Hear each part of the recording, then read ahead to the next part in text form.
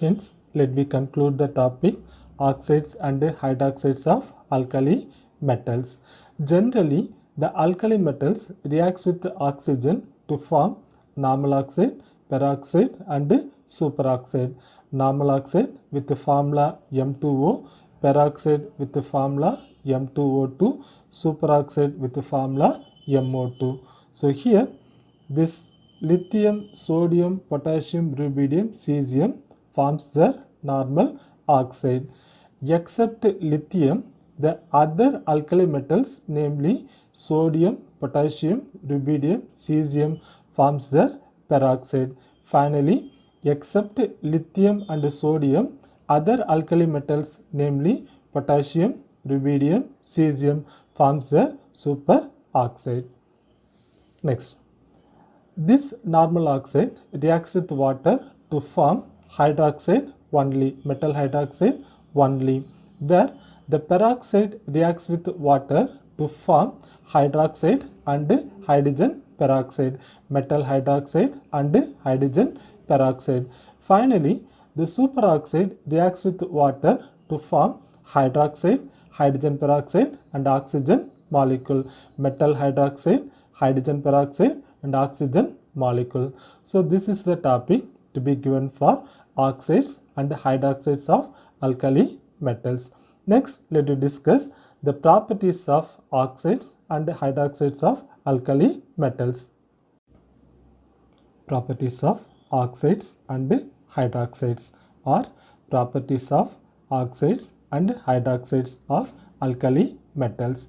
This paragraph will be explained here. Properties of oxides and hydroxides. In pure condition, the oxides and peroxides are colorless. In pure condition, the oxides and peroxides of alkali metals are colorless, but superoxides are yellow or orange in color. The superoxides of alkali metals are yellow or orange in color. Next one. The peroxides are diamagnetic in nature. Superoxides are paramagnetic in nature. What is called diamagnetic? What is called paramagnetic? Diamagnetic means the material which do not possesses magnetic property. It is said to be diamagnetic. Paramagnetic means the material which possesses magnetic property. It is said to be paramagnetic. So, the peroxides are diamagnetic in nature. The superoxides are paramagnetic in nature. This diamagnetic nature is due to absence of unpaired electron. The paramagnetic nature is due to the presence of unpaired electron. Sodium peroxide used as an oxidizing agent. Sodium peroxide with the formula Na2O2, which is used as an oxidizing agent. The reaction of oxides with water forms hydroxide. These hydroxides are white crystalline solids. So, the reaction of oxides with water forms hydroxide, where these hydroxides are white crystalline solids. For example, sodium oxide reacts with water to form sodium hydroxide, where the sodium hydroxide are white crystalline solid. Alkali metal hydroxide are strong bases. Again I repeat, alkali metal hydroxides are strong bases. Finally, when these alkali metal hydroxides dissolves in water, there should be evolution of heat on account of intense hydration. So here, alkali metal hydroxides dissolves in water, there should be evolution of heat. Here, exothermic reaction takes place. For example, in a beaker, just to take small amount of sodium hydroxide and it should be dissolved in water. After some times, if we touch the side of the beaker, we can feel the beaker to be in hot in condition. This is due to the evolution of heat and exothermic reaction takes place. So these are the some of the properties to be given for oxides and hydroxides of alkali metal, which is present in your book page number 132. Next, let us discuss halides of alkali metals. Halides or halides of alkali metals. This paragraph will explain the formation of halides and its properties. Let us discuss this topic separately.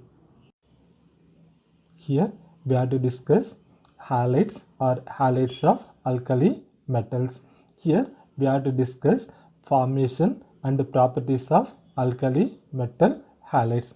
First, let us start with the formation of alkali metal halides. M plus X2, which gives MX, for balancing 2M plus X2, which gives 2MX. Here M is nothing but alkali metals, X is nothing but halogen, MX is nothing but alkali metal halide. So here the alkali metals directly reacts with the halogen to form alkali metal halide with the formula MX. Here the alkali metals are lithium, sodium, potassium, rubidium and cesium, where halogens are fluorine, chlorine, bromine and iodine. So this alkali metals reacts directly with halogens to form alkali metal halides. Alkali metal halides are colorless crystalline solids with high melting point. So here we are having some properties of alkali metal halides. They are colorless crystalline solids with high melting points. Next, these alkali metal halides can be prepared by the reaction of appropriate oxide, hydroxide or carbonate with aqueous hydrohalic acid with the formula HX. HX is nothing but hydrohalic acid, where HX is nothing but HF, HCl, HBr and HI.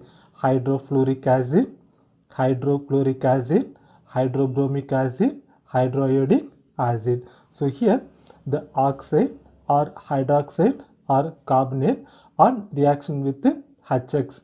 HX is nothing but hydrohalic acid. It will forms metal halide with the formula MX.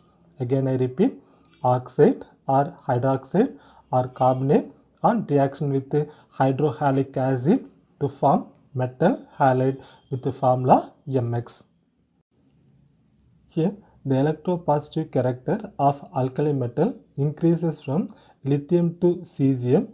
The ease with which the metals form halides increases from lithium to cesium. So here the electropositive character of alkali metal increases as we move down the group. As we move from lithium to cesium, the electropositive character of alkali metal increases. Hence, the formation of metal halide also increases from lithium to cesium. Next property, except lithium bromide and lithium iodide, all halides are ionic in nature, where lithium bromide and lithium iodide are covalent in nature.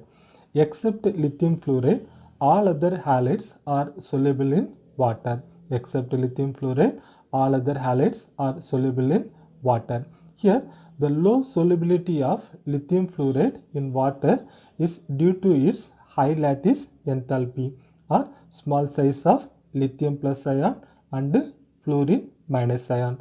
So, low solubility of lithium fluoride in water is due to its high lattice enthalpy or small size of Li plus ion and F minus ion. Finally, due to the presence of covalent nature, both lithium bromide and lithium iodide are soluble in organic solvent. So these are the some of the points to be given for formation of alkali metal halides and the properties of alkali metal halides. Next, let us discuss salts of oxo acids. Salts of oxo acids. Here we have to discuss the formation of salts of oxo acids and the properties of salts of oxo acid.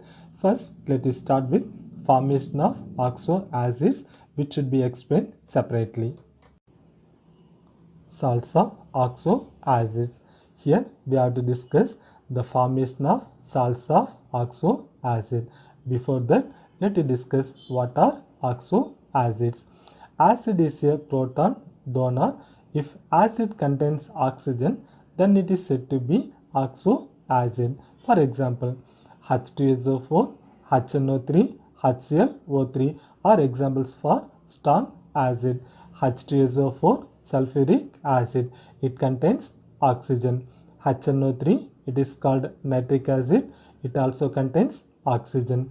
HClO3, it is called chloric acid, it also contains oxygen. But these are all the examples for strong acid. But we want weak acid.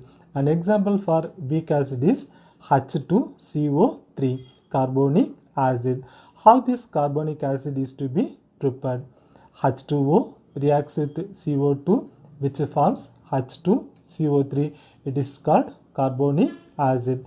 In this carbonic acid, we are having the oxygen. Hence, it is also an example for oxo acid.